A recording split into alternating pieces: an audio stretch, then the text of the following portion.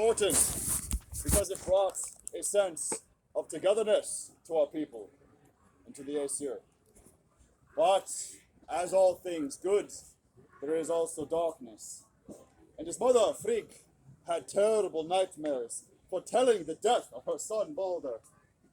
And so, being a powerful sorceress, she went out across all the realms and asked everything in them never to harm her son. She went to the smallest things to the greatest, trees, stones, animals, everything that she could think, and asked never for them to harm her son Balder. And each one, so beloved of Balder, agreed. When she brought these tidings back to Asgard, there was a great celebration. And the gods partied, and they tested Balder's new invulnerability. They threw spears, struck with swords and axes, fired bows, and took chairs like WWE. Not a thing harmed him. Everything avoided him if possible. And Loki, being the ever cunning trickster that he is, at some point broke.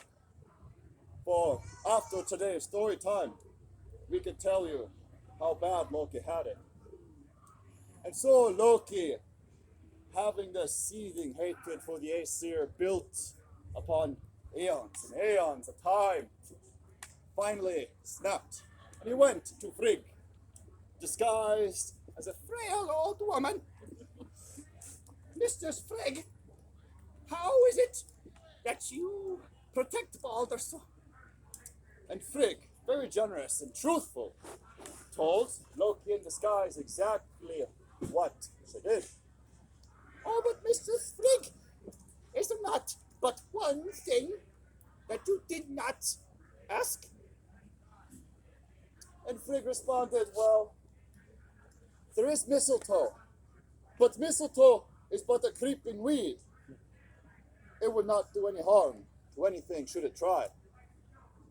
And so Loki, with this news, faded back into the crowd and went to find Balder's brother, Hoder. And one of the very few things we know about Hoder is that he was blind. And so he sat on the sidelines, mourning the fact he could not celebrate and honor his truly beloved brother during the celebration. And Loki took advantage. Hoder, what is it that makes you so sullen? Your brother is being honored before all the gods. And Hoder responds to Loki that I cannot partake in these festivities, Loki, because I cannot see. If I were to fire an arrow or swing an axe, I could hit someone else. Loki said, yes, Hoder, you're very wise, but allow me to help you. I shall give you this spear, and I will point you at Hoder and make sure the line is clear. And on the right moment, you shall throw the spear and honor your brother just as all others have. And Hoder was joyful then. And he accepted Loki's proposal. He took the spear from him. Loki lines up Hoder and whispers to him, now. And so Hoder throws this spear to Balder, piercing him in the heart. For the spear was tipped with mistletoe. And as Balder lay dead before all the Aesir, silence befell the crowd. Only one voice rose up above them. It was Odin, calling for his son Hermod to take Sleipnir down to hell and save Balder from the clutches of the afterlife. And so Hermod rode hard 9 days, 9 nights to hell. And there he found Balder at the seat of honor at the head of the table next to Hel. Great feast laid before them in his honor. And Hermod asked Hel if he could have Balder back. And Hel said no. On one condition, though. You can only have him back if everything in all the realms will weep for his passing. And so Hermod brought the news back to Asgard. Messengers went out to all the realms, and asked all the things in them if they would weep, and truly they wept for beloved Balder. But there was one messenger who went deep into Jotunheim and found a cottage in the woods where there was an ancient Jotun woman, a sorceress of powerful magics, who would answer the door, "What do you want?" And the messenger asked the same thing every other messenger did, "Will you weep for the passing of Balder?" And this ancient Jotun sorceress would respond, "Let hell keep what she has," and slam the door in his face. This one solitary no kept Balder in hell. And so they built him a pyre, a great ship to be set out to sea. And as Thor attempted to push the boat, it would not move. The wood would creak at his strength. It would not budge, for even the wood in the ship and the sand on the beach wept for Balder and did not want to see him go. So they called the greatest, most powerful being in all the realms a great Jotuness, who drove up on a chariot drawn by wolves with reins of venomous serpents. And each step she took, the ground shook beneath her. She, with Thor and all the other Aesir, would push the ship and finally get it to sea, where it would be set alight for Balder's final parting. Now this is a very sad story, but it is a very pivotal moment in our mythology, for it is one of the signs of Ragnarok. But that's a story I'm not going to tell you yet. I'm going to tell you.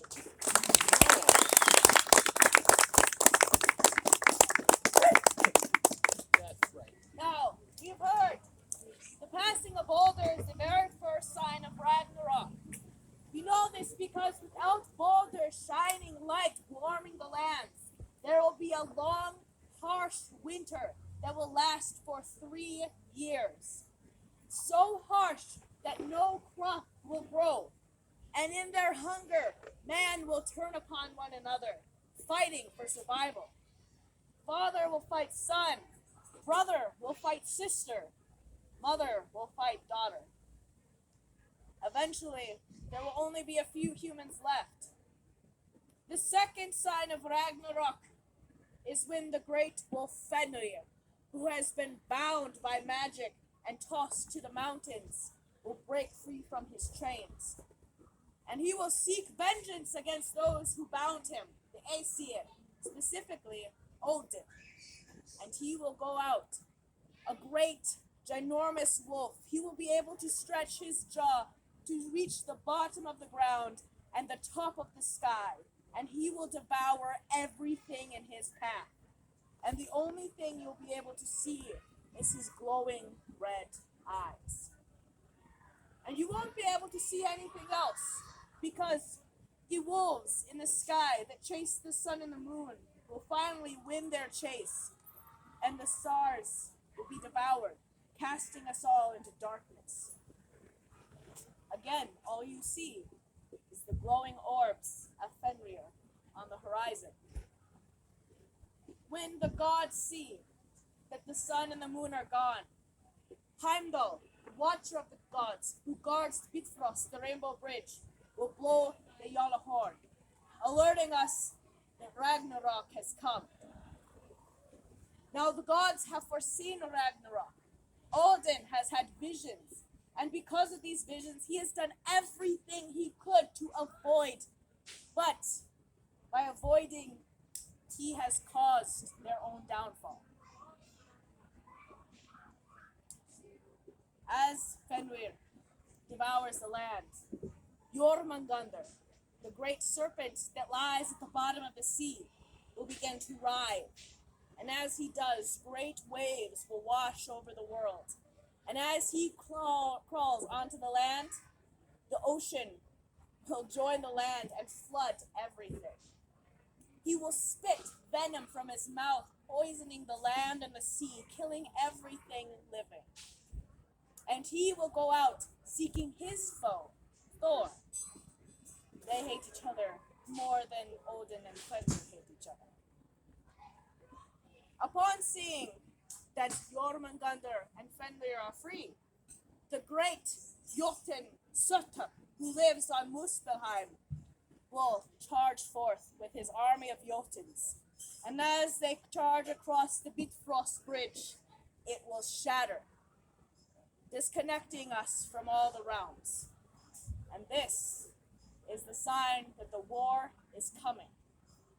Odin will gather all of the fallen soldiers who live in Valhalla, and they will stand at the battlefield. Odin with all of his sons, Thor, Tyr, Freyr, Heimdall, all of them standing and waiting. And there on the battlefield, they will be met by none other than Loki, Odin's bound blood brother, Thor's best friend, who they turned against them. He will come leading an army of the dead, riding on a ship made from the untrimmed, unclean toenails of every man who has died. Clean your nails. And the war will begin. Heimdall, Watcher of the Gods, will go out and meet Loki. Loki is very tricky and is a sorcerer, and he will do everything he can, all the illusions he can muster. But Heimdall can see farther than anyone. See so far, he knows what's going to come next. And so, eventually, they will kill each other. And as Loki lies dying, he will look out across the battlefield, and he will see his son, Jormungandr, facing off against his best friend, Thor. Thor and Jormungandr will have a glorious battle. After all, it is the Thunder God. But even though Thor is victorious and Jormungandr will be slain, he will receive the slightest scratch from Jormungandr's venomous fangs. The venom is too powerful for even the strong and mighty Thor to withstand, and he will take 9 valiant steps before dropping dead. The protector of Asgard is gone, and Loki will see this and he will smile as he too dies. Looking out, Odin will see more of his sons and his friends dying at his own hands. And he knows it's his fault. He caused this. And now he must go and face his final moment. And so he himself will step onto the battlefield, and there will be Fenrir, the great wolf, the world eater. He will open his giant maw, and Odin will take his spear and throw it. But Fenrir will swallow it whole like it's nothing but a toothpick. He will then open his mouth one more time, and as Odin looks out across the land at all the bloodshed in the world, he will be devoured. Odin, the chieftain of the gods, who created the world we stand on, is gone and dead, never to return. Upon seeing his father killed, Vidar will come forth. Not this one, much cooler one. Vidar will come forth with a great boot made from all the pieces of scrap leather from every shoemaker, and he will use it to stomp down on Fenrir's bottom jaw and rip the wolf in half. This will then cause Surtur to set fire to the rest of the world, burning everything. And as the fires settle, ash will fall, and the world is empty, save for a few sons of Odin and 2 sons of Thor who have managed to survive. One of the sons of Odin, in fact, is Baldur, who has come back from Helheim, and he will take Odin's place as chieftain of the gods for this new world. And there will be 2 humans who have survived the roots of Yggdrasil, the world tree, and they will go forth to repopulate this new world. For you see, in our culture, we do not believe that death is the end, the final moment. We believe that it is simply a way for the world to tell us it's time to move on and to tell a new story. Thank you. Tell us a new story. are smiths, kind of old. Anywho, I shall tell you one final story. This one a little bit happier than the end of all things. This one is how Thor went fishing. It begins as they often do. Agir, god of the sea, would host all the gods of Asgard. And as it often happened, he would run out of beer. This angered Thor, who accused Agir of being an ungenerous host, a crime even a Jotun wouldn't commit. But Tyr stood up for Agir and said, Thor, Agir does not have a cauldron big enough to brew enough beer for all the gods, especially you, tide drinker. But my father, Hymir, he has a cauldron a mile deep. Surely if Agir had this cauldron, he could brew enough beer for all the gods. Let us go into Jotunheim and get it from him. And Thor really never needs an excuse to go into Jotunheim, agreed, and they left. As they approached Hymir's castle, seated on a cliffside, they saw icicles hanging down from it, as big as glaciers, falling into the water, causing the ocean waves.